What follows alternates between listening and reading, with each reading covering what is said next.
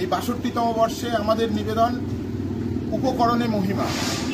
মা দুর্গার পুজোয় যে সামগ্রী লাগে সেই সামগ্রী দিয়েই এই থিম।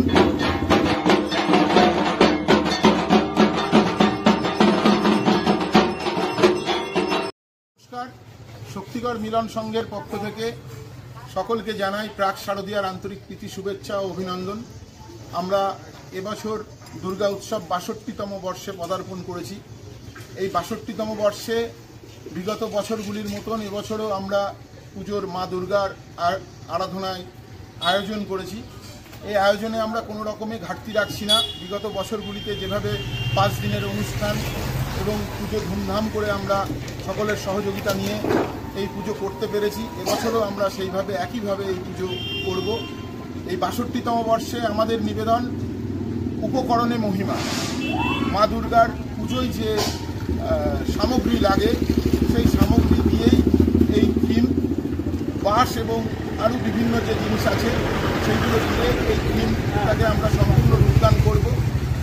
আপামর দর্শনার্থীদের কাছে আমাদের আহ্বান, আমাদের এই পুজো ৬২তম বর্ষ আপনারা আসুন, সুষ্ঠু সফলভাবে আমাদের এই পুজো আমরা অনুষ্ঠিত করব, এই উৎসব পালন করব। সকলকে অভিনন্দন আরও একবার জানিয়ে আমরা এই পুজোয় সকলকে আহ্বান জানিয়ে স্টেশন থেকে শক্তিগড় কুঞ্জদাস রোড হসপিটাল কালীবাড়ি থেকেই আমাদের লাইটটা শুরু হয়। আমাদের দর্শনার্থীদের আসার পথকে আলোয় আলোকিত করবে প্রভাত সাউন্ড অ্যান্ড ইলেকট্রিক বনগা। এটা হচ্ছে সপ্তাহ থেকে আমি বলছি, আমি সুভাষচন্দ্র বিশ্বাস।